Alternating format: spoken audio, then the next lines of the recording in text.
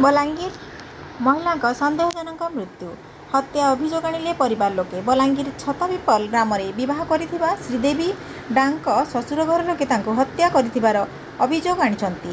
तेबे पूर्वर श्रीदेवी को स्वामी माड़पिट कर निर्यातना दे आसुतिले एवं आज से माने झीर घर को फोन करी झील विद्युत करेन्ट स्पर्श आसी आहत होइतिबार कहिथिले। सेपटे परिवार लोके घर को जाई देखिबा बेले मृत्यु हो सारिथिला। सेपटे याहाको नै सेमाने हत्या अभियोग आनिबा सह पुलिस पाखरे लिखित अभियोग करछंती।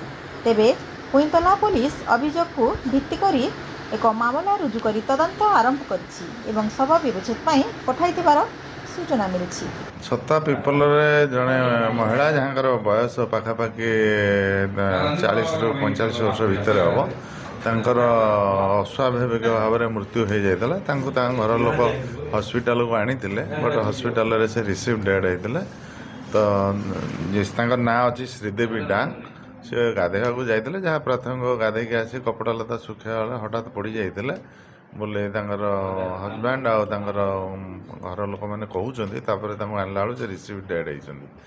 तो किंतु श्रीदेवी डांगर बापा झील को हत्या कर अभियोग पुईतला थाना रे देइतिले। ताको अभियोग आधार करी आम गोटे केसटे करिजो एवं डेड बॉडी को इनक्वेस्ट करी पोस्टमार्टम में पठाई। पोस्टमार्टम रिपोर्ट पर्यंत आम हस्तगत होना।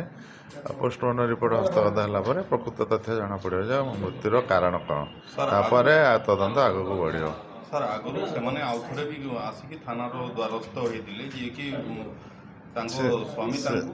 श्रीदेवी डांगर हजबैंड से प्राय समय लिकर फिकर पिंदी और वाइफ पिटामरा करती बोली यहाँ अभियोग आगु था। काउनसेलिंग होकर आपसी समाधान होता बट तापर यहाँ मृत्युटा घटी घटला तेणु परिवार लोक श्रीदेवी बापा हत्या गोटे अभियोग आनी। तो पोस्टमार्टम रिपोर्ट आसला जहाँ आग को इन्वेस्टिगेशन बढ़। से छोट छुआ भी कहूँ पुओ कहूँ बापा कहले माँ को आज लास्ट माने मारिबा पुओ छोट पिला अच्छी से कहूँ बट किंतु से घटना एक्चुअली मर्डर है पर्यंत तथ्यटा हस्तगत ही ना।